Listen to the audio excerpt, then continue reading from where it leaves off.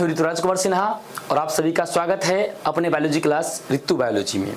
दोस्तों, इस वीडियो में आज हम जानेंगे 5वां चैप्टर के इंटर बायोलॉजी के 5th चैप्टर के ऑब्जेक्टिव प्रश्न के बारे में। तो आइए बिना देर के हुए देखते हैं 5th चैप्टर के ऑब्जेक्टिव प्रश्न के बारे में। क्रॉसिंग ओवर किस अवस्था में होता है? क्रॉसिंग ओवर किस अवस्था में होते हैं? क्रॉसिंग ओवर किस अवस्था में होते हैं? तो क्रॉसिंग ओवर होते हैं आपके पैक्टिन अवस्था में। पैक्टिन अवस्था में क्या होते हैं? क्रॉसिंग ओवर की प्रक्रिया होती है। नेत्रदान में आंख का किस हिस्से का प्रयोग किया जाता है? तो आप जानते हैं कि नेत्रदान में आंख के कॉर्निया का इस्तेमाल करते हैं। कॉर्निया को निकाल करके दूसरे व्यक्ति में लगा दिया जाता है। कि डाउन सिंड्रोम में गुणसूत्र की संख्या कितना होता है? तो देखिए, डाउन मतलब एक बढ़ जाना। अगर देसी कहेगा डाउन तो एगो बढ़ जाएगा, तो उसमें कितना हो जाएंगे? 47 गुणसूत्र। कितने हो जाएंगे? 47 गुणसूत्र। कि युग्मक किस प्रकार का होता है?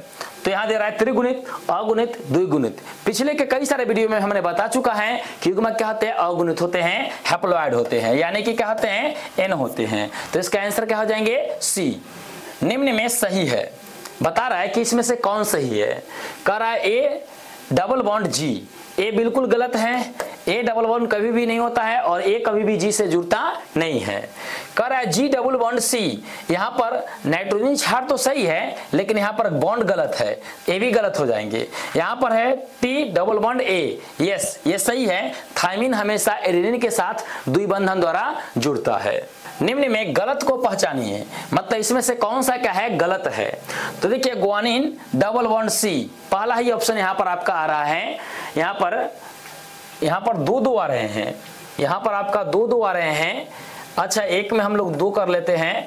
देखिए, यहाँ पर गलत को पहचानना है। तो ग्वानिन डबल बॉन्ड कह रहा है सी, तो ये भी गलत हो गया है ना। और ग्वानिन डबल बॉन्ड सी, ये दोनों तो एक ही है। तो इसका आंसर क्या हो जाएंगे? आपका ए और बी दोनों हो जाएंगे। अगर ऐसा है तो ए और बी दोनों हो जाएंगे, अगर डबल बॉन्ड नहीं है तो। अगर इसमें ट्रिपल बॉन्ड है तो ए नहीं हो जाएगा, इसका आंसर सिर्फ ए हो जाएगा। गलत ए वाले हो जाएंगे। प्रश्न है कि अल्फा थैलेसीमिया का जीन किस पर पाया जाता है? तो अल्फा थैलेसीमिया का जीन 16वां गुणसूत्र पर। कितना पर पाया जाता है? 16वां जोड़ी का जो गुणसूत्र होता है उस पर अल्फा थैलेसीमिया का जीन पाया जाता है, यानी कि इसका आंसर बी हो जाएंगे। सिकल सेल एनीमिया में ग्लूटामिक अम्ल के स्थान पर क्या बनता है? तो सिकल सेल एनीमिया में बताए थे कि छठा जोड़ी बेस पेयर में क्या आता है? ग्लूटामिक अम्ल के स्थान पर वैलिन बनने लगता है। क्या होता है? वैलिन, यानी कि इसका आंसर ए हो जाएंगे। कि डाउन सिंड्रोम से कौन सा गुणसूत्र प्रभावित होता है? तो डाउन सिंड्रोम से बताए थे कि 21वां जोड़ी का गुणसूत्र, कैवां जोड़ी का गुणसूत्र है? 21वां जोड़ी का गुणसूत्र क्या होते हैं? प्रभावित होते हैं। 21वां जोड़ी के गुणसूत्र में डिफॉल्ट होने से क्या होते हैं? आपके डाउन सिंड्रोम रोग होते हैं। इसी को हम लोग पटाउ सिंड्रोम रोग भी कहते हैं। बच्चा में यह रोग होता है। कि मधुमक्खी में लिंग निर्धारण किस विधि से होता है? तो बताए थे कि मधुमक्खी में लिंग निर्धारण हैप्लोडिप्लॉइडी विधि से होते हैं। किससे होते हैं? हैप्लोडिप्लॉइडी विधि। सहलगनता का जनकीय प्रतिशत कितना होता है? तो सहलगनता में जनकीय प्रतिशत कितना होता है? जनकीय प्रतिशत मतलब जनक से बच्चे में आने वाला प्रतिशत कितना होते हैं? तो 98.7 होते हैं। 98.7 यानी कि बी हो जाते हैं। और अगर पूछेगा कि कितने जीन बदलते हैं, मतलब अजनकीय होते हैं, तो 1.3% है ना। तो इसका आंसर क्या हो जाएगा? बी। जनकीय प्रतिशत कितना है? 98.7। लेकिन पूछेगा अजनकीय या क्रॉसिंग ओवर वाले तो कितना हो जाएंगे? 1.3%। मेंडल के प्रयोग को किसने दोहराया? तो मेंडल के प्रयोग को डी ब्रिज ने दोहराया था, सही है। कोरेंस ने दोहराया था, ये भी सही है। वॉन सेरमक ने दोहराया था, ये भी सही है। यानी कि ए और बी दोनों है, यानी कि इसका आंसर सी हो जाएंगे। मतलब डी ब्रिज, कोरेंस और सेरमक, ये तीनों वैज्ञानिक ने मिलकर मेंडल के प्रयोग को दोहराए थे। अनुवांशिकी का जनक किसे कहा जाता है? तो आप जानते हैं कि अनुवांशिकी के क्षेत्र में योगदान सबसे ज्यादा ग्रेगर जॉन मेंडल ने दिया था। इन्होंने मटर के पौधे पर प्रयोग किया था, 7 वर्षों तक प्रयोग किया था और 7 जोड़ी विपरार्थक लक्षण का देखा था और उसके बारे में अध्ययन किया था। इसलिए मेंडल को क्या कहते हैं? अनुवांशिकी का जनक कहा जाता है। मेंडल ने कितने वर्षों तक प्रयोग किया? अभी हमने बताया मेंडल ने कितने वर्ष तक? 7 वर्ष तक क्या किया था? अनुवांशिकी के क्षेत्र पर प्रयोग किया था। निम्न में मिश्रित लंबा कौन सा है? देखिए मिश्रित लंबा अगर टी है तो किसका लंबा है? शुद्ध लंबा का प्रयोग है ये वाले, है ना। स्मॉल टी ये क्या है? बौना का सूचक है, और कैपिटल टी स्मॉल टी ये किसका सूचक है? मिश्रित लंबा का। तो इसका आंसर क्या हो जाएंगे? बी हो जाएंगे इसका आंसर। एक संकरण क्रॉस का जीनोटाइप अनुपात क्या होता है? मतलब जीन के स्तर पर तो एक संकरण का जीनोटाइप अनुपात कितना होता है? 1:2:1 होता है। जबकि 3:1 किसका होता है? एक संकरण क्रॉस का फिनोटाइप अनुपात होता है। और 9:3:3:1 किसका होता है? तो द्विसंकरण क्रॉस का क्या होता है? फिनोटाइप अनुपात होता है। द्विसंकरण क्रॉस का अनुपात होता है। तो द्विसंकरण क्रॉस का कह रहा है अनुपात, तभी भी बताए हैं 9:3:3:1 होता है। तो इसका आंसर क्या आ जाएंगे? ए नंबर 9:3:3:1 हो जाएंगे इसका आंसर। मेंडल के नियम का अपवाद है। कौन सा मेंडल के नियम का अपवाद है? तो मेंडल के नियम का अपवाद सहलगनता का नियम है। सहलगनता को मेंडल नहीं देख पाया था, इसलिए उनके नियम में क्या आ गया था? एक अपवाद आ गया था। इस नियम का खोज किसने किया था सहलगनता का? तो टी.एच. मॉर्गन ने। किस चीज में किया था खोज? तो ड्रेसोफिला में, है ना। ड्रेसोफिला मतलब फल मक्खी में सबसे पहले देखा था। ए बी रक्त समूह होता है।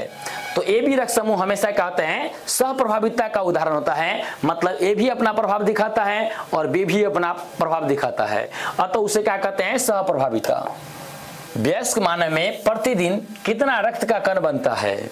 तो वयस्क मानव में प्रतिदिन 15 करोड़ रक्त का कण बनता है। और पहले से कितना रक्त पाया जाता है? लगभग 25 करोड़। लेकिन प्रत्येक दिन कितना बनता है? लगभग 15 करोड़ रक्त का कण बनते हैं। शरीर में रक्त का थक्का क्यों नहीं बनता है? तो शरीर में रक्त का थक्का नहीं बनने के लिए कौन हार्मोन जिम्मेदार होता है? हिपैरिन। हिपैरिन क्या करता है? शरीर के अंदर रक्त का थक्का नहीं बनने देता है। लेकिन अगर कहेगा कि शरीर के बाहर रक्त का थक्का क्यों बनता है? तो फाइब्रोजिनल हार्मोन के कारण। कह रहा है ओ रक्त समूह में कौन सा एंटीबॉडी पाया जाता है? तो ओ रक्त समूह में ए और बी दोनों रक्त समूह पाया जाता है। ए भी पाया जाता है और बी भी रक्त समूह पाया जाता है। अतः इसीलिए यह किसी से रक्त नहीं ले सकता है और इसमें कोई एंटीजन नहीं पाया जाता है, अतः इसलिए सभी को रक्त दे सकता है। तो इसमें एंटीजन नहीं पाया जाता है, जबकि एंटीबॉडी पाया जाता है। एंटीबॉडी कौन कौन? ए और बी दोनों पाया जाता है। सर्वदाता रक्त समूह कौन है? मतलब जो सभी को रक्त दे देवे। तो सर्वदाता रक्त समूह कौन है बाबू? ओ रक्त समूह क्या करते हैं? किसी भी व्यक्ति के रक्त समूह वाले व्यक्ति को रक्त दे सकता है। क्यों? क्योंकि इसके पास एंटीजन कोई नहीं पाया जाता है, इसलिए सभी को रक्त दे सकता है। कि क्रोमैटिन पाया जाता है। कहाँ पाया जाता है क्रोमैटिन? तो हम आपने बताया था कि एक क्रोमोसोम था, है ना।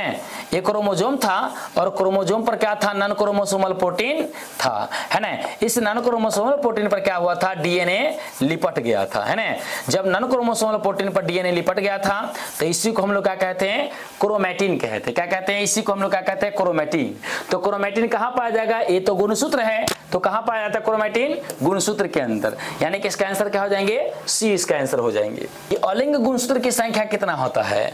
अलिंग मतलब जो लिंग निर्धारण में भाग न लेवे, तो इसकी संख्या 22 जोड़ी होती है। कितने जोड़ी? 22 जोड़ी। अगर कहेगा लिंग गुणसूत्र का संख्या कितना, तो इसका कितना जोड़ा होता है? 1 जोड़ा होता है, सिर्फ 1 जोड़ा। लेकिन अलिंग का 22 जोड़ा। कि क्लाइनफेल्टर सिंड्रोम को सूचित किया जाता है। क्लाइनफेल्टर सिंड्रोम कह रहा है मतलब एक गुणसूत्र क्या आ जाएगा? इसमें बढ़ जाएगा। तो इसका क्या, कौन सा गुणसूत्र बढ़ जाता है? एक अतिरिक्त एक्स गुणसूत्र इसमें आ जाता है, अतः उसे करते हैं 44 + XX/Y द्वारा सूचित करते हैं। यानी कि इसका आंसर क्या हो जाएंगे? ए नंबर इसका आंसर हो जाएंगे। डाउन सिंड्रोम को सूचित किया जाता है। डाउन का मतलब क्या आता है? एक बढ़ जाना। बताएं अभी, डाउन कहेगा तो बढ़ जाना, टर्न कहेगा तो मतलब कम जाना। तो डाउन में बढ़ाएंगे मतलब 2n+1। इसका आंसर क्या हो जाएंगे? ए नंबर ऑप्शन। टर्नर सिंड्रोम को सूचित किया जाता है। टर्न मतलब एक बैक आ जाना, मतलब एक कमी हो जाना। तो इसका आंसर क्या आ जाएगा? इसका भी आंसर ए हो जाएगा, 2n-1। टर्नर सिंड्रोम का क्या होता है सूचक? 2n-1। IA और IB से कौन सा रक्त समूह बनता है? तो अगर IA कहा जाए तो एक हाथ में A और एक हाथ में B, और इसके एक हाथ में इसके एक हाथ में A और इसके एक हाथ में 0, और B के एक हाथ में 0 और एक हाथ में B। तो अगर A से क्रॉस करते हैं तो क्या बन रहा है? A से क्रॉस कर रहा है तो AB बन रहे हैं, A से क्रॉस बन रहा है तो O, और A से कर रहा है तो B।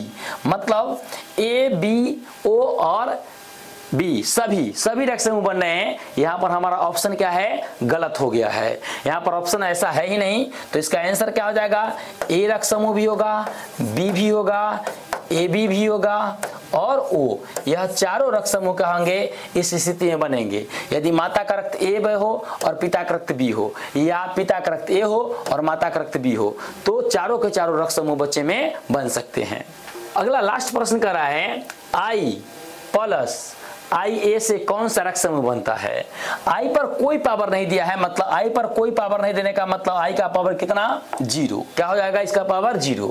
तो I0 और I0 इधर, और इधर क्या आ जाएंगे IA और I0।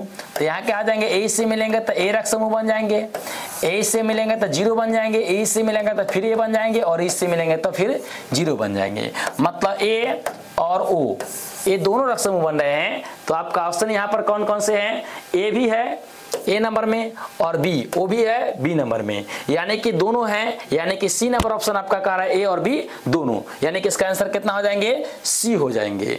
तो अगर वीडियो पसंद आया हो तो लाइक करें, सब्सक्राइब करें और अपने दोस्तों में शेयर करें, ताकि वह भी इस प्रकार के वीडियो का लाभ ले सके और आगे एग्जाम में अच्छा नंबर ले सके। चैनल को सब्सक्राइब कर ले, क्योंकि आगे भी मैं इसी प्रकार का वीडियो लाता रहूंगा और आपको मंजिल तक पहुंचाने का काम करूंगा। तब तक के लिए जय हिंद, जय भारत।